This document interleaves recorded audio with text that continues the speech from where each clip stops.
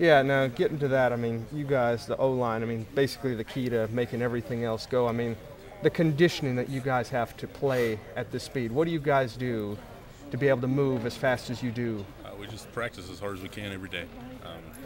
That's all it really comes down to. We don't do extra conditioning before or after practice. We just practice so hard. I'm gassed right now. Just finished a nice 2-hour day, and we're much more tired after practice than we are after games.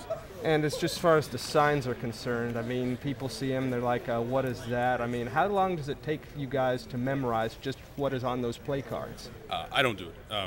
That's the quarterbacks and stuff. He sees the signs, and then he relays all the calls to us. So we don't have to worry about that. We're focused on the defense. You just need to know what the play is itself. Yeah, we have our code words and all that good stuff. So we know that stuff, and he reads the boards and tells us, and then we get to work. Now, LaMichael James said last year, one time after he made a touchdown, he said he knew that if he did not get this touchdown run, that you and the offensive line would have been mad at him. Just how mad would you get at LaMichael if he botched one? I don't think I can get mad at him. He works so hard. He runs so hard. Little guy. He runs like he weighs 2 1/4, and he earns every yard that he gets. So if he botches a touchdown here or there, oh well. Because there's plenty of times that we miss blocks and he makes it look real good. And as far as Coach Kelly is concerned, just how much of an innovator has he been the past couple of years here, in your opinion? He does some crazy things, and they all somehow work. And just stuff that we've never heard of. We were in the spread offense before he came in, and he just brings so much new things, and it's great. And it's really working with our system and with our program, and we're really buying in and building on it and winning a lot of games. So, in some respects, is he kind of like a younger version of Yoda? Exactly. What are the keys for you guys to keep this thing going? Just keep practicing like we do. You play well by preparation, and we prepare out here Monday through Friday. So just keep working hard on the practice field, and we'll get it done on Saturdays. Thanks a lot. What examples can you give us from Coach of how genius-like he is, or how wizard-like he is?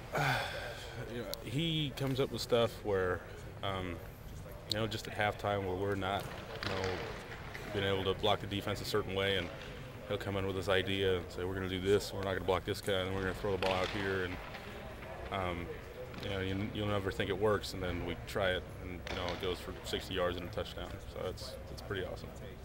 With LaMichael, it's election day. Give us your LaMike Heisman campaign speech here. He's the most explosive player in the country, and and he plays on one of the best teams in the country as of right now, and you'd be a fool not to vote for him.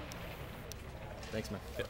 Your offensive line, early in the season, there's a lot of line calls, communication out there, but right now it looks like you guys just think like each other, and there's not as much communication. You just know what each other are going to do?